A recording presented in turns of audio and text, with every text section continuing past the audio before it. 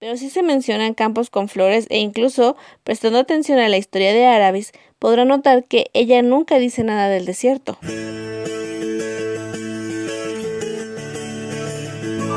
es Más allá del farol, un podcast de Narnia Latina. ¡Bienvenidos! ¿Cómo están? bienvenidos narnianos, que se toman el tiempo de escuchar este podcast. Qué bueno que están aquí una vez más. Yo soy Jack de Care para Bell. Y por última vez en esta temporada yo soy Emily, la dama del Erial del Farol, porque este episodio es el último de esta segunda temporada. Sí, este es el último episodio de la temporada. ¡No! Sí, no lo puedo creer. Esta temporada se hizo más larga de lo que planeábamos por diferentes situaciones, pero llegamos. Y llegamos a través de las adversidades, viajes y aventuras a través del mundo de Narnia, donde nos estuvieron acompañando ustedes y nosotros hicimos otro viaje además. Así es, tuvimos que hacer un pequeño viaje al sur del mundo para traerles este episodio, pero mejor cuéntales tú, Jack. ¿Yo? Vale, ok, está bien. Como ya vieron en el título, hoy hablaremos sobre el gran imperio de Calormen. Sobre las calurosas tierras del sur, el Tisroc y su gente. Así es. Siempre he tenido la duda si se dice Calormen o Calormen. Yo también estaba confundido con el nombre, pero escuchando a los ingleses hablar, ellos siempre dicen Calormen. Así que ya no les diré Calormen porque pues sí, como que a veces digo Calormen, a veces digo Calormen, pero pues sí, ahora que lo pienso es Calormen. Sí, tiene sentido, pero ya explicaremos lo del nombre más adelante. Pero bueno, como les decíamos, lo mejor que podíamos hacer para hablarles de aquellas tierras era emprender un camino para recorrer y recordar todo este vasto imperio. Bueno, yo sí recordaba bien cómo era por allá, pero te acompañé porque no me resistía a la aventura, ahora que las cosas están bien en Ámbar. Bueno, sí, yo era el que necesitaba recordar. Además, hace mucho que no iba a dejar mi cartita a Zimbalda. Y no enviaste nada de todos modos. Bueno, es que no conozco a nadie por allá. Aunque más que nada les hablaremos de esos territorios porque esta temporada estuvimos enfocados en los reinos en el mundo de Narnia y no podíamos irnos sin platicar sobre este, que es prácticamente el imperio más grande de este universo. Que, como ya sabrán, Calormen representa algo casi opuesto a lo que conocemos de Narnia prácticamente, ¿no, Emily? Así es, y aunque no solemos hacer esto en el podcast, les advertimos que este episodio probablemente tenga algunos spoilers. Sí, sobre todo del libro del caballo y el muchacho y de la última batalla. Prepárense. Alerta spoiler, alerta spoiler, alerta spoiler. Muy bien, si han decidido continuar, entonces, a ver, cuéntanos, ¿qué aprendiste en este viaje, Jack? Que hace mucho calor en Calormen. Es gracioso porque para nosotros podría existir alguna relación entre el nombre de Calormen y su característico clima, que es sobre todo cálido. Pero dado que la obra original se escribió en inglés, no es tan obvia la referencia en su idioma original. Sin embargo, Lewis no fue exactamente sutil para nombrar lugares y personajes dentro de la saga. Por ejemplo, sabemos que Aslan significa león en turco. Ajá, o charco sombrío, que en inglés es Puddle Glum, donde puddle significa charco, refiriéndose a una mezcla de arcilla, lodo o barro, y que es muy similar a la zona donde viven los meneos, los meneos de la marisma. Y glum, que es efectivamente sombrío, melancólico, pesimista, que son características del personaje. Desde el momento en el que el señor Castor se llama señor Castor, ya debimos haber adivinado que no se iba a martirizar inventando nombres complicados. Sí. Pues en esta ocasión, Lewis toma la palabra calor, procedente del latín, que es una característica de esa zona. Y dado que es más que nada una tierra habitada por el hombre, men parece tener cierto sentido por ahí, ¿no? Es todo un juego de palabras, porque también Calormen es un sitio lleno de hombres, o sea, gente humana. Ajá. Es decir, hay humanos en Narnia y en Archeland, claro, pero allí encuentras muchas criaturas parlantes. Pero ya después del gran desierto de Calormen, que es el primer indicio del calor. Sí, de hecho. Pero fíjate que ahora que realizamos este viaje, yo me di cuenta de lo que me dijiste hace mucho tiempo sobre Calormen. Que de todo. Una vez te dije, ay, Calormen es todo desierto. Y tú me dijiste que no, que los que casi no vamos a Calormen tan seguido, tenemos esa idea de que es puro desierto, pero que en realidad, pues, hay más que solo desierto. Ah, pues sí, es que Calormen es inmenso y sería inhóspito si todo fuera únicamente desértico, pero no. La parte realmente desértica, que por cierto no tiene ninguna ciudad o poblado más que el oasis, empieza después del río de Flecha Sinuosa al sur de Archiland y llega hasta el río de Calormen donde se encuentra Tashban. Ya después de este río, la zona sí es cálida, obviamente, pero ya sabemos, bueno, ya vemos más vegetación. Ajá, es cierto. A las orillas del río hay árboles y parcelas de los grandes tarcanes que tienen sus casotas ahí. Y entre más se avanza hacia el sur, ya vemos como praderas, bosquecillos y sabanas. Ajá, cuando conocimos la aventura de Shasta en El caballo y el muchacho, da la impresión de que todo es arena y desierto, pero eso es más que nada porque se fueron por la costa al inicio de la aventura y pues las playas siempre tienen dunas y arena y calor, pero sí se mencionan campos con flores e incluso, prestando atención a la historia de Aravis, podrá notar que ella nunca dice nada del desierto. De hecho, Aravis, que vive en Calvar a mitad del país, menciona que cuando se quería quitar la vida se fue a un bosquecillo no muy lejos de la hacienda de su padre, o algo así, ¿no? E igual, cuando las muchachas deben presentarle ay, ¿cómo se dice? ¿Sus respetos? No, que la diosa de la fertilidad tienen que... Ah, ofrecerle sacrificios secretos a la dama de la noche durante 3 días. Ah, dale, sí, a Sardina. Y pues esos sacrificios también son en el bosque. Entonces, la parte central y hacia el sur ya tiene zonas boscosas de nuevo. No solamente es este desierto que pensamos cuando pensamos en Calormen. Pues supongo que de alguna forma es el crecimiento natural que podemos ver también en nuestro mundo. Si nos fijamos en países del mundo humano, por ejemplo en África, pues está el desierto del Sahara, que es el más grande del mundo, pero alrededor hay sabanas, praderas. ¿Qué no viste el Rey León? Claro, el Serengeti y donde viven Timón y Pumba, que es un paraíso tropical. Pues más o menos así es Calormen. La verdad es que al ser tan grande, tiene un montón de climas en diferentes zonas, o sea, es un gran imperio. Que, por cierto, ¿el desierto les pertenece? Es pregunta. Ay. Es que no lo sé porque en los mapas aparece solamente como el gran desierto. Y luego dicen que Calormen está más allá del desierto. Así que no hay mapas claros al respecto. Pero probablemente sí les pertenece y te voy a decir por qué. A ver. En medio del desierto, tal cual, hay un oasis. Y los pocos que están ahí usualmente son calormenos. Y además, a un costado del desierto, hacia el occidente, está Tehishban, que es la segunda ciudad más grande de Calormen. De hecho, de ahí se mete, es el Tarkán bueno de la última batalla. No sé si te acuerdas. Claro, ¿cómo podríamos olvidarnos de él? Luego se me olvida de dónde es, pero no me olvido de él. Pero de hecho, si alguna vez desean darse un paseo por Calormen, esa es la ruta más larga, pero la más agradable. Debería de haber un tour, así como la ruta del vino.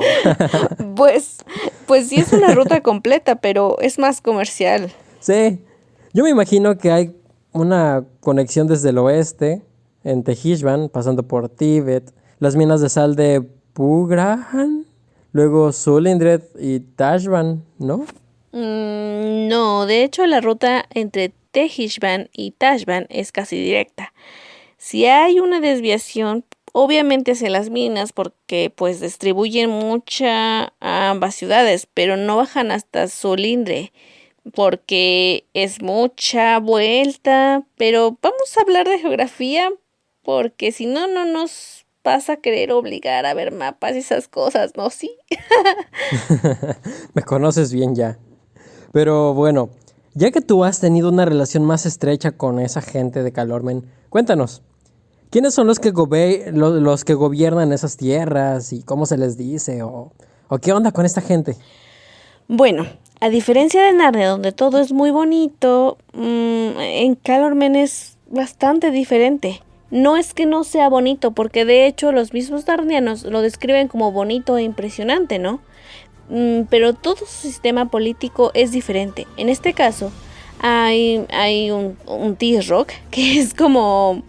yo lo voy a decir así tal cual. El T-Rock es prácticamente como un sultán. Y debajo de él están los Tarkanes, que tienen un rango muy alto y que en teoría son como príncipes, porque todos descienden de alguna forma de la familia real, que a su vez se supone que desciende de su dios principal, que es Tash. Obvio, no todos son príncipes tal cual, pero por ejemplo en Arabia o algunas culturas del Medio Oriente hay un rey y después hay muchos príncipes. No precisamente todos son sus hijos, pero se les da el nombre de príncipes por el linaje. En el caso de Calormen se les dice Tarkanes o Tarquenas. Ujú. Por eso cualquier Tarkan o Tarquina que te empiece a contar su historia familiar terminará, o más bien empezará diciendo que son hijos de no sé quién, de no sé dónde, procedentes de no sé qué, descendientes directos de Tash. Exacto. Y bueno, estos distinguen a toda la clase social alta. Todavía podrían entrar los que son oficiales, como lo fue Emmet o soldados rasos. De ahí en fuera no hay más que plebeyos hasta donde yo sé. Y los esclavos. Exacto, sí. Algo que prácticamente no ves en Narnia, o sea, aunque se sabe que los reyes son reyes, no hay esa distinción de clases sociales. Sin embargo, como acabas de decir, no se ven esclavos y en Calormen sí. Se ven muy marcadas las clases sociales y la importancia o la relevancia de ser o no cercano al T-Rock. Sí, así es. De hecho, justo por los alrededores de Tashban, los que tienen sus casotas junto al río y todo eso, por lo general son Tarkanes. Sí, de hecho a lo que vemos en El caballo y el muchacho, se platica que tienen muchas comodidades y son como coleccionistas, porque tienen muchas joyas y ostentosidades. Más que nada, y por otro lado, la parte que cuenta Shasta te dice que son pobres, ¿no? Que precisamente la sociedad los obliga a venderse como esclavos o irse a trabajar en actividades de pesca o campo o mensajeros. Y es algo muy duro que precisamente te choca en la cabeza de decir, bueno, en Narnia todo es muy bonito, pero como siempre les decimos, Narnia no es el universo, sino que es solo un país. Y en el imperio más grande del mundo sí pasan estas cosas, donde sí existe esta maldad humana o esta avaricia, llamémoslo condiciones mundanas. Sí, yo creo que ese es uno de los motivos por los que difícilmente encuentras un animal parlante, ¿no? Porque los esclavizarían inmediatamente. Piénsalo. ¿Qué sería mejor para ellos que tener una criatura que puede realizar el trabajo pesado y que entiende? No lo tienes que estar controlando, simplemente le dices, haz esto o te azoto. Y ya, lo esclavizas de por vida, ¿no? O sea, viéndolo como calormeno, obvio, yo no lo haría. Sí, pero sí, pero también es bien sabido que precisamente las criaturas parlantes, al ser inteligentes, no se iban a dejar mandar por humanos, porque pues las criaturas parlantes se veían como iguales. Entonces, obviamente desde ahí, pues no. Y como dices, es más fácil darle órdenes a un animal que entiende, pero como te entiende, no va a estar soportando malos tratos, a diferencia de un animal necio, como les dicen ellos. Que con dejarlos sin comer o golpearlos, porque es lo que hacen, pues te hacen caso, ¿no? A la mala. Ujú, sí. Y creo que de ahí radica un punto muy importante del que no me había dado cuenta, pero ya reflexionando al respecto, creo que los animales parlantes son esta analogía que sí piensa y es libre de corazón. Que no se deja manipular o sobajar por otras personas, pero supongo que tendríamos que analizarlo mejor y hablarlo después. Pero creo que a eso se podría referir que sean animales parlantes. Oye, es cierto. Podría ser. Hasta ahora lo pensé porque prácticamente siempre te dicen no, que están al mismo nivel que los humanos. Y creo que se trata de eso, de que no importa si eres rey o reina o humano o de otra especie, todas las criaturas son iguales y creo que de eso se trataba. Sí, y de hecho eso es algo que Aslan les dice. Les dice, ahora que ya no son criaturas mudas, ya no deben comportarse como tal. Ahora ustedes tienen que cuidar a las criaturas que les he dado, porque les dice que se las entrega. Ajá, exactamente. Es esa libertad de pensamiento y de ti mismo, de no aceptar esos malos tratos, cosa que no pasa en Calormen, donde hasta los humanos son sobajados o vendidos como esclavos. Y también regresando a lo de las jerarquías de Calormen, si pensamos en Tashban, que es la capital del país, de alguna forma es piramidal, si la han visto, ¿no? Ajá. Y como dato curioso, es considerada una de las maravillas del mundo, de ese mundo. Exacto, pero sí es piramidal y creo que también es para mostrar esas jerarquías, ¿no? Porque pues ahí puedes ver cómo. De hecho, en la ciudad está súper marcada la jerarquía. Ajá, es como su ideología. ¿Por qué? Pues, por ejemplo, una regla de tránsito que se tiene adentro de la ciudad es que si alguien más importante que tú pasa, te tienes que hacer a un lado y dejar que pase. Ah, sí es, ya lo recuerdo, porque cuando entran los reyes narnianos, les abren el paso también. Aunque ellos van a pie, les abren el paso así como de quítate, van a pasar los reyes de Narnia. O sea, yo también me quitaría, ¿no? Pero, Bueno, bueno, mucha gente en Tashban también sería a un lado para que pasaras tú, pero sí. oh, Bueno, una reina de Archenland también tiene su peso. pues sí, pero como que Archenland y Calormen, como que no han tenido la mejor historia. Así que no lo sé. Sí, lo sé, lo sé. Pero de todos modos, Pero como decíamos, Tashban es esta ciudad súper poblada y súper grande y ahí se hacen muchos intercambios comerciales, que es de lo que hablábamos que hacía supuestamente nosotros Edmond con Rabadash. Y esas personas, y pues se me figura como una de esas ciudades de la antigüedad. No, claro. no sé, algo como Mesopotamia, Egipto, Persia, más como Persia. Sí. Más como el imperio persa. O sea, de verdad es un lugar muy grande y enorme y lleno de gente y creo que hay más humanos que animales en Tashban. Y los animales que hay ahí son animales de carga, como caballitos, burros y así. O mascotas exóticas como el mono que tenía la Saralín. Exactamente. Bueno, pues como hemos visto hasta ahora, todas nuestras referencias son sobre todo hacia la cultura del Medio Oriente. Lo cual en su momento fue muy criticado porque evidentemente nos ponen a los calormenos como los malos, como crueles e imponentes y hasta codiciosos. Pues sí, se presenta a Calormen como un antagónico del concepto de Narnia y precisamente fue criticado porque como Narnia se asemeja a la corona británica y a causa de esos conflictos mundiales que han tenido con Medio Oriente, que hasta la fecha se siguen teniendo conflictos políticos con esa parte del mundo, pues prácticamente él te presenta este antagonismo de esa forma y se puede visualizar todo Calormen como lo que fue Persia y todos estos imperios que ahora son Afganistán y los países que están ahí alrededor. Y como también tiene mucho que ver el hecho de que los calormenos tienen otros dioses y además varios, ¿no? Y cómo les rezan estos dioses, porque bueno, a los calormenos se les nota una obligación por creer en sus dioses, a diferencia de Narnia en donde Aslan se ve amigable y en sí nunca le llaman Dios o algo así. Además de que no te obligan como tal a creer en Aslan. Es más bien como de, mira, ven, te voy a presentar a un león que habla. Y es bien buena onda y te va a ayudar a que tú tomes el trono, ¿no? Un leoncito buena onda. Claro que sí, ¿cómo de que no? Exacto. A diferencia de como los calormenos te obligan, y es algo muy riguroso que se ha criticado mucho en cuanto a la religión.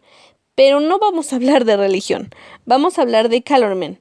Pero es que es prácticamente lo que hacen y lo que choca en la mente del lector porque pues precisamente uno dice, bueno, Narnia es el país de la libertad y así te lo pintan siempre como un país bueno y hay que escapar de Calormen porque es malo, o sea, prácticamente te lo pintan así.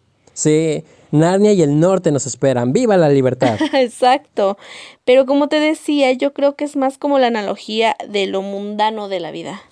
Sí, y justamente hablando de lo mundano de la vida, este dios Tash es todo un emblema, es una cosa Todo lo terrible. que sí, Y no sí, digo terrible sí. porque sea malo, digo terrible porque, o sea, primero empezamos con la descripción que dice Aslan sobre Tash, de que es lo opuesto a él.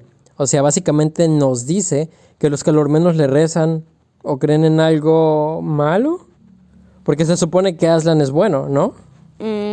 Sí. Pero también hay algo muy interesante para analizar, porque en el libro de la última batalla, Aslan dice algo que es clave para entender si realmente se le rezaba a Tash o no. Porque básicamente todos los calormenos tienen una fe y devoción infinita a Tash, por imposición, costumbres o lo que sea. Y las cosas buenas o malas, pues las hacen en su nombre. Sí. Y si tú dices, bueno, si se supone que es opuesto a Aslan, ¿por qué hay gente buena que lo sigue? Porque si algo vimos también es que en Calormen hay mucha gente buena. Sí, como Aravis Emmet que mencionabas hace rato. Claro, y debió de haber habido mucha gente buena, buenos hijos, buenos hermanos, buenos padres. Claro, vayámonos a lo que conocemos.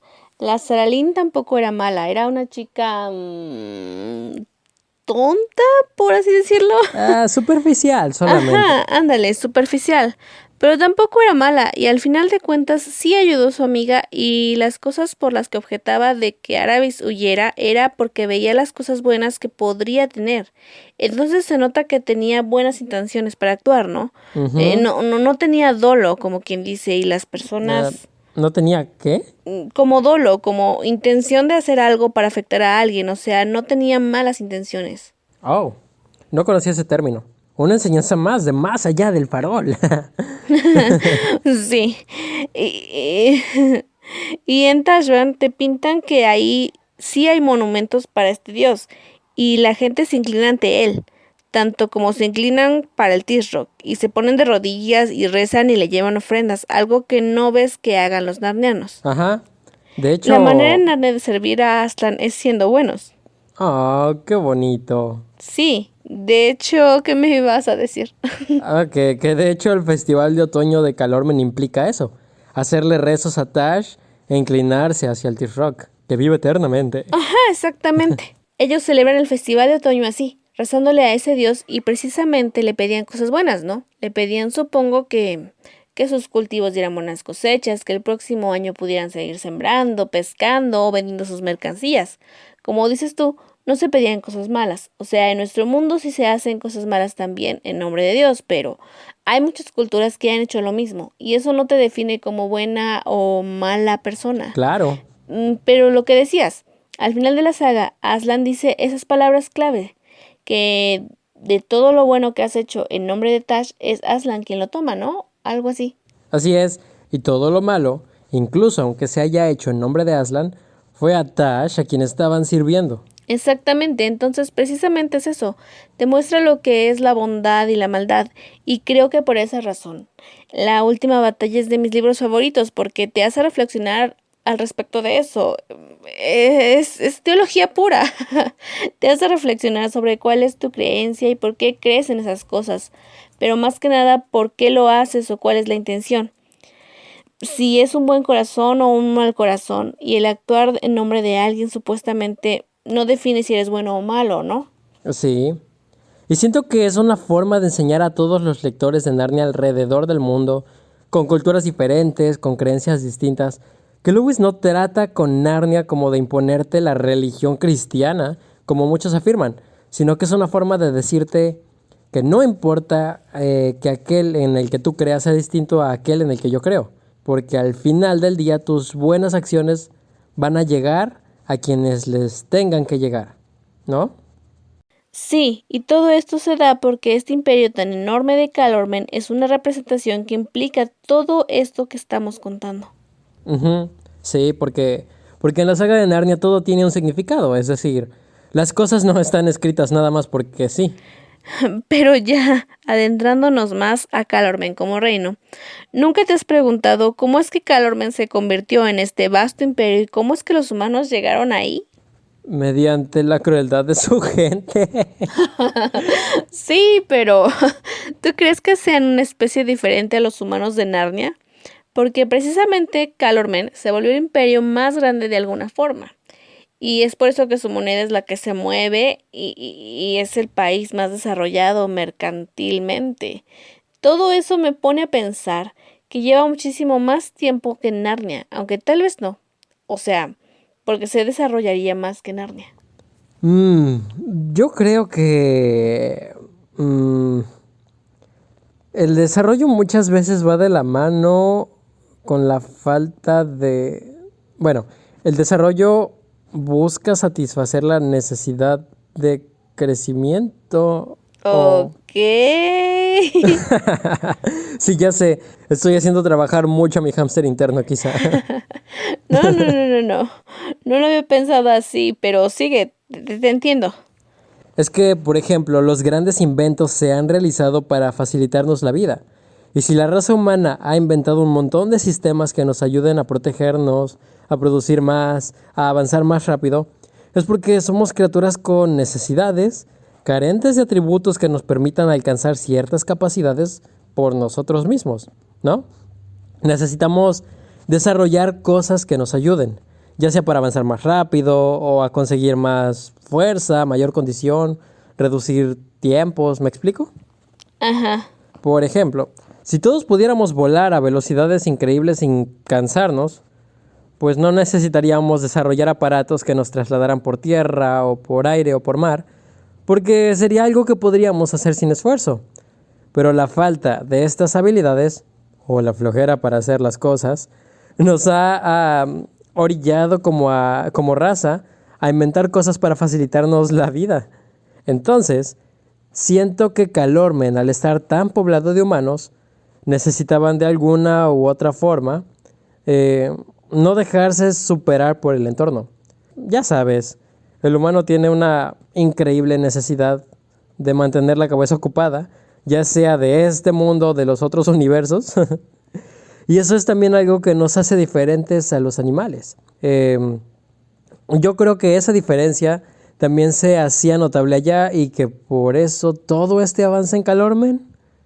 Además, sabemos que el humano no surgió allá, sino que son criaturas de este mundo que ya tienen como, no sé, como el chip de miles de años de evolución. Sí, eso es cierto. En cuanto a eso de cómo es que llegaron los humanos, pues está esta primera teoría donde se dice que los humanos son de descendencia directa, que los humanos son descendencia directa de los primeros reyes y reinas de Narnia, o sea, Frank y Helen.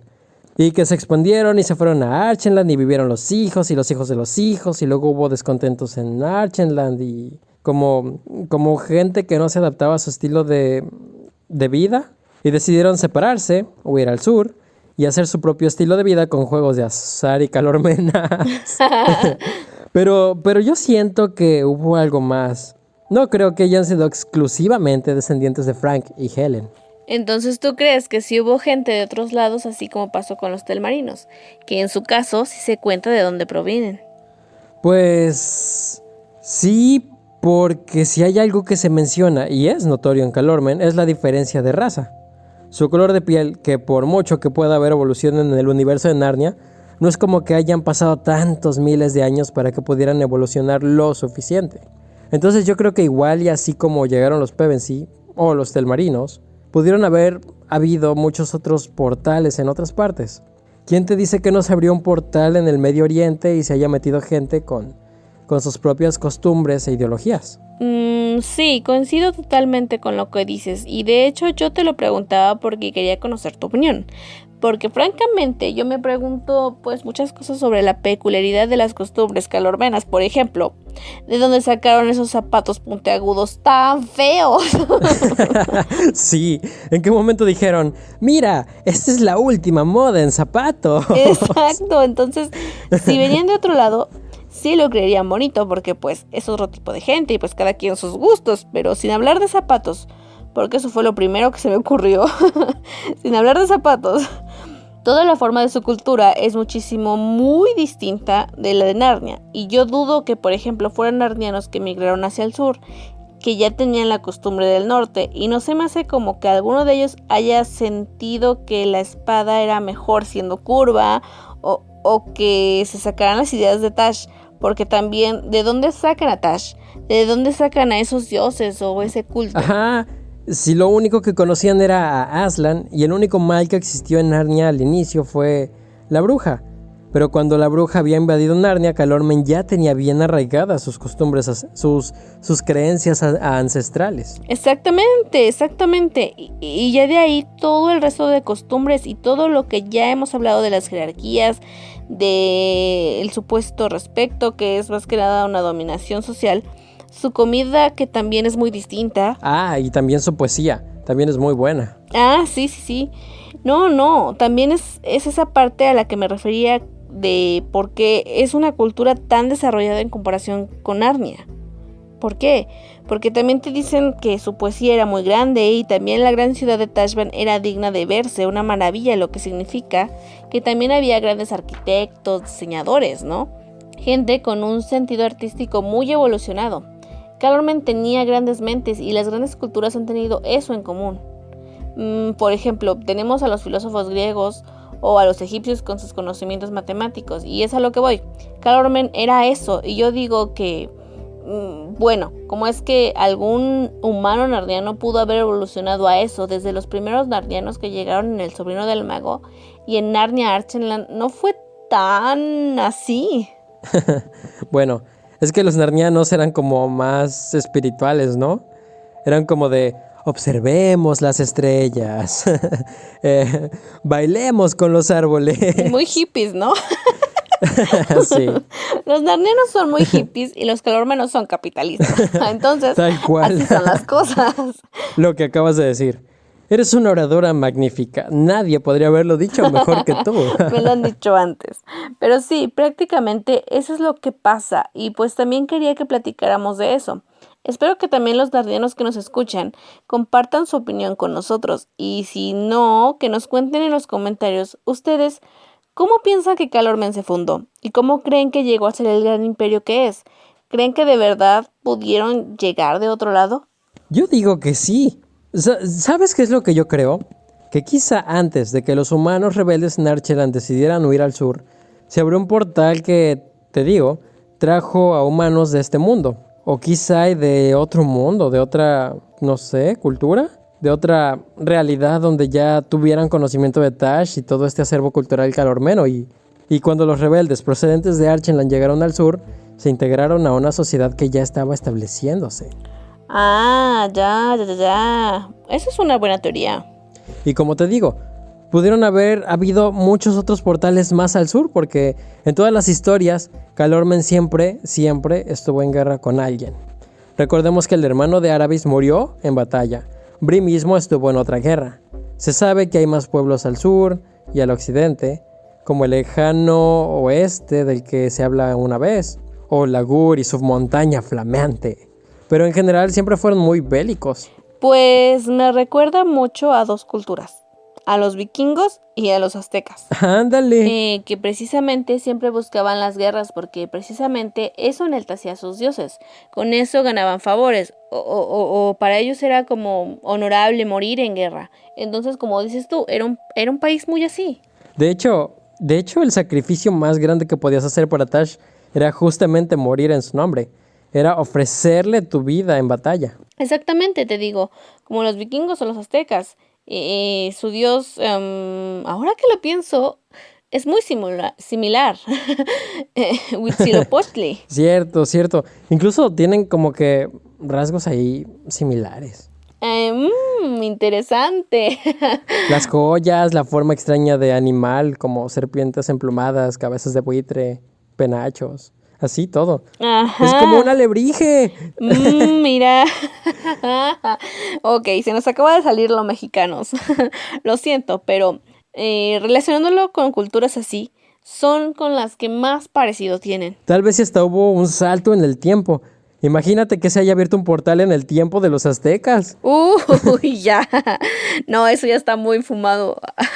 Aunque tienes un poco de sentido. Hay que investigar de dónde procede la palabra Tash. Pero eso ya será para otra ocasión.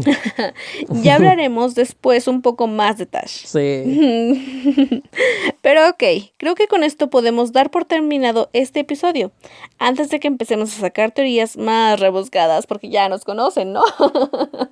Podríamos hablar de eso todo el tiempo. No quiero terminar el episodio porque eso significa no más allá del farol hasta el siguiente año. Y si tengo que inventarme teorías alienígenas para seguir haciendo esto, pues inventaré las necesarias para salvar este podcast. No. La verdad es que disfruté muchísimo hacer esto de nuevo y una vez más, no me voy a cansar nunca de agradecerles que sigan aquí escuchándonos y dándonos apoyo y no importa si solo fuera una persona la que nos estuviera escuchando, vamos a seguir haciéndolo, ¿o no, Jack? Uy, sí. Queremos reinventarnos y tenemos planes muy lindos de lo que podría ser una tercera temporada de este podcast. Pero... sí, primero tenemos mucho que aprender para seguir trayéndoles contenido agradable. Mejor no digamos nada aún, pero espérenlo. Así es, aún tenemos mucho por aprender. Es que sí. Pasa que, como te dije, tú tienes una interpretación sobre lo que es la saga y luego hablas con otro narniano y te das tu propia versión al respecto. Y así es como empiezan a surgir nuevas cosas que no habías notado y nuevas teorías. Y es una de las cosas que más me gustan de hablar contigo. Oh. Y por eso espero que los narnianos tengan también a alguien con quien hablar al respecto. Y si no tienen con quien hablar sobre Narnia, bueno, pues por eso es que hacemos este podcast. Así es. Por eso nuestras redes siempre están abiertas para que nos escriban. Miren, a nosotros nos encanta hablar de Narnia todo el tiempo. Todo el tiempo. Así que, de hoy en adelante... Bueno, esto es algo que ya deberían de saber, pero si no lo sabían, de hoy en adelante quiero que sepan que se pueden meter a cualquier episodio del podcast y escribirnos sus opiniones. Poner sus comentarios así tipo... ¿Sabes qué? Esto que dijiste sobre Tash es algo muy interesante. O es algo muy tonto.